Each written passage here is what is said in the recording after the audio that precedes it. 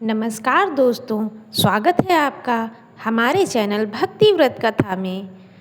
प्रिय भक्तों, आज सोमवार का यह पावन दिन भगवान भोलेनाथ को समर्पित है। क्या आपने कभी यह अनुभव किया है कि जीवन के जब सारे मार्ग बंद हो जाते हैं, जब चारों ओर घोर अंधेरा छा जाता है और सहारा देने वाला कोई भी नहीं बचता है, तब केवल एक ही सत्ता है जो हमारे आंसू पोंछती है, वो हैं मेरे भोले बाबा। आज हम आपको भगवान शिव की एक ऐसी ही चमत्कारी और सत्य कथा सुनाने जा रहे हैं, जिससे सुनकर आपके जीवन के बड़े बड़े संकट, चाहे वो आर्थिक हों, शारीरिक हों या मानसिक हों, वह स्वयं मिट जाएंगे। यह कथा केवल शब्दों का समूह नहीं है, बल्कि भक्ति, अटूट विश्वास और महादेव की उस अपार करुणा का जीवित प्रमाण है, जो एक राजा को भिखारी भी बना सकता है और फिर वह उसे सोने से शिखर तक भी ले जा सकता है। प्यारे भक्तों, यह एक अति आवश्यक और गंभीर बात है, इसका ध्यान रखें। शास्त्रों में यह कहा गया है कि सोमवार का व्रत और भगवान शिव की गाथा कभी अधूरी नहीं छोड़नी चाहिए। अधूरी गाथा मन को संशय में डालती है और भ्रम उत्पन्न करती है, जबकि पूर्ण श्रद्धा से सुनी गई कथा साक्षात शिव का रूप होती है। यह कथा महादेव का वह दिव्य संदेश है जो हमें सिखाता है कि सच्ची श्रद्धा से किए गए कार्य, एक छोटा सा प्रयास भी काल के पहिए को पलट सकता है। हो सकता है कि इस कथा का कोई भी वाक्य आपके भाव को, आपके जीवन के कष्टों का अंत कर दें। यदि आप महादेव के चरणों में अपना स्थान पाना चाहते हैं, तो इस दिव्य संदेश को आगे भी बढ़ाएं और भक्ति के इस सागर में स्वयं को पूरी तरह समर्पित कर दें। तो प्यारे भक्तों, आइए हम ओम नमः शिवाय का जाप करते हुए इस दिव्य कथा का रसपान करते हैं। प्राचीन भारत के आंचल में बसा हुआ एक बहुत ही वैभवशाली राज्य था, जिसका नाम था स्वर्णप्रस्थ। स्वर्णप्रस्थ की सुंदरता का वर्णन करना ठीक है। वह एक ऐसी नगरी थी जो स्वर्ग का साक्षात रूप थी। वहाँ पर स्वर्ग से उतरकर साक्षात इंद्र की अमरावती ही धरती पर बस गई हो। चारों ओर ऊंची ऊंची महल और इमारतें थीं। उस नगरी के चारों ओर शीतल जल से भरी नदियाँ और सुगंधित पुष्पों के उपवन थे। वहाँ दिन रात पक्षियों का कलरव होता था और महादेव के जयकारों की गूंज सुनाई देती थी। इस महान राजा के राज्य के उत्तराधिकारी थे राजा रत्नाकर। राजा रत्नाकर केवल अपने शौर्य के लिए ही नहीं, बल्कि अपनी न्यायप्रियता, दानशीलता और महान धार्मिक प्रवृत्ति के कारण चारों दिशाओं में विख्यात थे। उनके शासन में प्रजा को कभी किसी वस्तु का अभाव नहीं होता था। राज्य के अन्न और धन के भंडार सदैव भरे रहते थे और राजा के दरबार में कभी कोई याचक खाली हाथ नहीं लौटता था। राजा रत्नाकर का जीवन भगवान भोलेनाथ की शक्ति में पूरी तरह रच बस गया था। प्रत्येक सोमवार को वो नंगे पैर शिवालय जाते थे। राजा रत्नाकर घंटों महादेव के चरणों में बैठकर ध्यान लगाते थे। उनके व्यक्तित्व में एक ऐसी दिव्यता दिखती थी, जो भी उन्हें देखता था वह उन्हें नतमस्तक करता था। उनकी अर्धांगिनी रानी रूपांजलि थीं। रानी रूपांजलि एक महान पतिव्रता और अत्यंत धार्मिक महिला थीं। वे न केवल एक रानी थीं, बल्कि अपनी प्रजा के लिए एक ममतामयी माता के समान थीं। महल के कार्यों से निवृत्त होकर वे अपने अधिकांश समय शिव पूजन में लगाती थीं और निर्धनों की सेवा में व्यतीत करती थीं। उनके दाम्पत्य जीवन के आंगन में 3 अति सुंदर तेजस्वी राजकुमारों का जन्म हुआ था। इन तीनों का लालन पालन भी उसी ने किया था। राजा रत्नाकर और रानी रूपांजलि स्वयं अपने हाथों से राजकुमारों को शिवपुराण की कथाएं सुनाया करते थे और उन्हें सिखाते थे कि संसार में सबसे बड़ा सत्य केवल महादेव हैं। राजमहल में खुशियां दिनों दिन बढ़ती जा रही थीं। राजकुमारों की बाल्यावस्था की लीलाएं देखकर पूरा राज्य प्रसन्न रहता था। कभी वे महल के उद्यानों में दौड़ते थे तो कभी वह शिवालय में बैठकर नन्हे नन्हे हाथों से शिवलिंग पर जल अभिषेक करते थे। समय का पहिया अपनी गति से घूम रहा था और स्वर्णप्रस्थ की कीर्ति सूर्य के समान चमक रही थी। राजा प्रजा दोनों ही बहुत सुखी थे। व्यापार में उन्नति थी और कहीं भी कोई दुख का नामो निशान नहीं था। प्रिय भक्तों, जैसा कि आप जानते ही हैं कि समय का पहिया कभी एक स्थान पर स्थिर नहीं रहता है, वह निरंतर घूमता रहता है और सुख के बाद दुख की छाया भी आना स्वाभाविक है। एक दिन अचानक स्वर्णप्रस्थ की सुख शांति को किसी की काली नज़र लग गई थी। राज्य के सीमावर्ती गांवों में एक ऐसी प्राणघातक बीमारी फैली लगी थी जिसे देखते ही पूरे नगर में अपनी चपेट में ले लिया था। देखते ही देखते पूरे राज्य में यह बीमारी फैलने लगी थी और धीरे धीरे प्रजा में त्राही त्राही उठने लगी थी। अपने प्रिय लोगों को खोते देख राजा रत्नाकर का हृदय छन छन कर रोने लगा था। वहीं राजा और रानी स्वयं ही सभी प्रजा की सेवा में दिन रात जुट गए। वे स्वयं पीड़ितों की सेवा करते और महादेव के सम्मुख हाथ जोड़कर प्रार्थना करने लगे कि हे प्रभु, मेरे अपराधों का दंड मुझे दीजिए, किंतु मेरी निर्दोष प्रजा को इस विनाश से बचा लीजिए। महादेव ने राजकुमार की पुकार सुनी। धीरे धीरे वह बीमारी राज्य से विदा होने लगी और प्रजा के चेहरे पर फिर से मुस्कान लौटने लगी थी। राज्य तो बच गया, लेकिन महादेव ने राजा की प्रार्थना को एक कठिन परीक्षा के रूप में स्वीकार किया। वह बीमारी प्रजा को छोड़कर स्वयं राजा रत्नाकर के शरीर में प्रवेश कर गई। राजा का शरीर विशाल होने के साथ साथ समृद्ध भी था। राजा का विशाल शरीर धीरे धीरे जर्जर होने लगा था। उनके चेहरे की चमक खो गई थी और वह चलने फिरने में भी असमर्थ हो गए थे।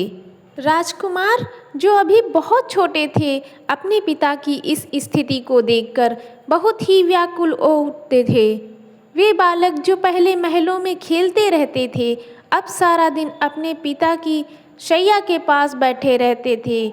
उनकी आंखों में आंसू बहते थे और वह बार बार पूछते थे कि हे माता, पिताजी कब उठेंगे, वे कब हमारे साथ खेलेंगे। लेकिन वे अपने आंसुओं को बच्चों के सामने ना बहाकर उन्हें ढांढस बंधाती थीं। राजा के अस्वस्थ होने के साथ साथ राज्य की अर्थव्यवस्था भी चरमराने लगी थी। राज्य की स्थिति ऐसी भी आग पहुंची थी कि कभी कभी उन्हें पर्याप्त भोजन भी नहीं मिल पाता था। प्रजा में भी अशांति फैलने लगी थी, क्योंकि राजा की अनुपस्थिति का लाभ उठाने वाले लोगों ने सिर उठाना शुरू कर दिया था। इसी घोर संकट का फायदा उठाने के लिए राज्य के ही एक क्रूर और लालची मंत्री, जो वर्षों से राजा का विश्वास पात्र बना हुआ था, उसने गुप्त रूप से शत्रु सेना से हाथ मिला लिया था। एक बार काली अंधेरी रात्र में शत्रु सेना ने अचानक आक्रमण कर दिया। चारों ओर चीख पुकार मच गई। रानी रूपांजलि अपनी आँखों के सामने अपने वैभव को बिखरते देख रही थीं, लेकिन उन्हें राज्य की जाने की चिंता नहीं थी। उन्हें चिंता थी कि वे अपने मरणासन्न पति और अपने अबोध बच्चों की रक्षा नहीं कर पा रही थीं। रानी बिलख बिलख कर भोलेनाथ से प्रार्थना करने लगी और कहने लगी, हे कैलासी, हे भोलेनाथ, क्या हमारी भक्ति में कोई कमी रह गई थी जो हमें इस नरक में डाल दिया है। प्रिय भक्तों, अपने भक्त की ऐसी हालत देखकर भगवान भोलेनाथ का हृदय आंसुओं से भर गया और महादेव के रुद्र रूप को जागृत कर दिया। आकाश में घनघोर गर्जना होने लगी और प्रकृति ने संकेत दिया कि अब महादेव का न्याय प्रारंभ होने वाला है। प्रिय भक्तों, दोपहर के समय ही पूरे राज्य में अंधेरा छाने लगा और ठंडी हवाएं चलने लगीं, मानो हिमालय की चोटियों से महादेव का क्रोध शत्रुओं की ओर बढ़ रहा हो। राजा के होठों पे धीमे स्वर में ओम नमः शिवाय का मंत्र गूंज रहा था। वहीं पूरे नगर में एक विचित्र सुगंध फैलने लगी थी, जो केवल हिमालय के वनों से आने लगती थी।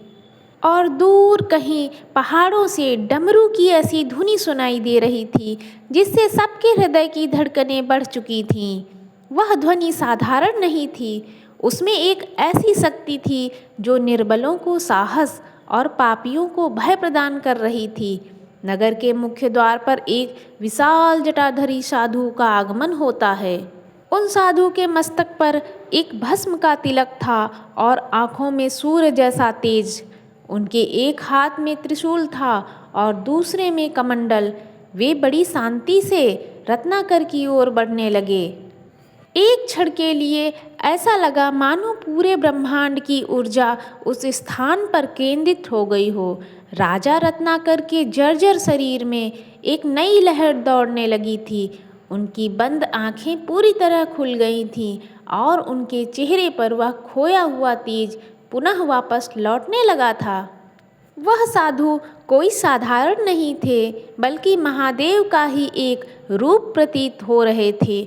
उन्होंने एक गंभीर गर्जना के साथ कहा, जहाँ भक्ति का वास होता है वहाँ काल भी प्रवेश नहीं कर सकता है।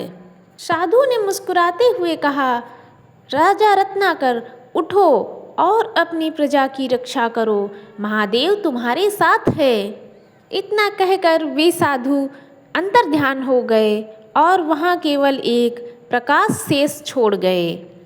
राजा रत्नाकर अपने परिवार को लेकर महल के प्रांगण में आए और पूरी प्रजा ने राजा और रानी को सुरक्षित देखकर खुशी का इजहार किया। राजा ने उसी समय आदेश दिया कि आज पूरे राज्य में दीप जलाए जाएंगे और महादेव का भव्य अभिषेक किया जाएगा।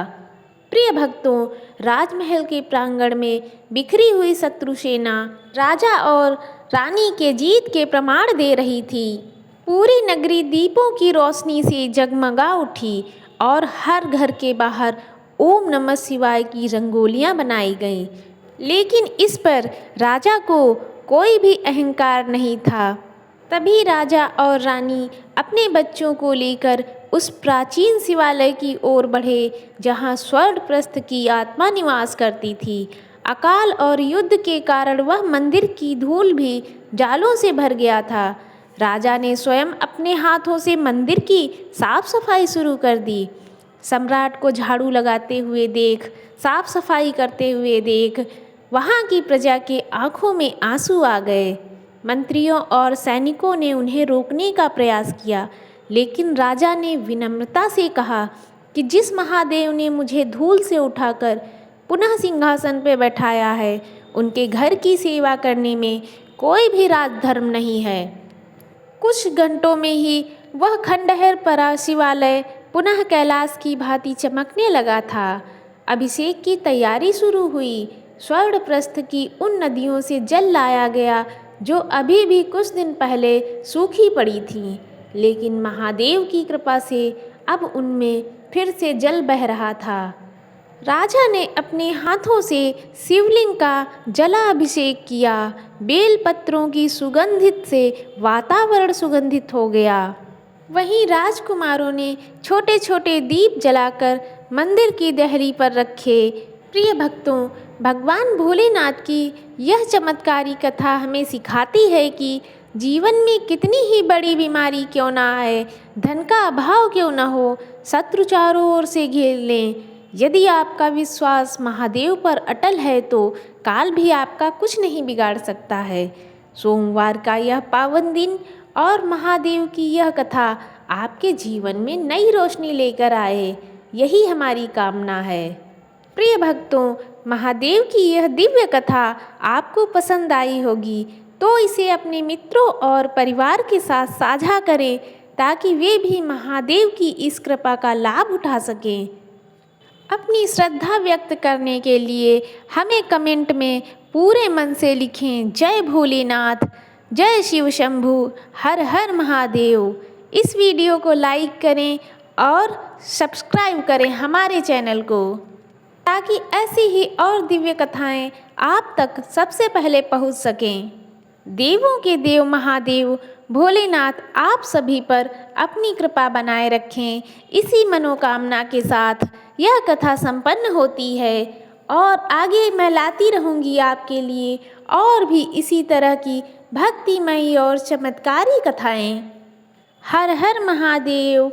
ओम नमः शिवाय। ओम नमः शिवाय।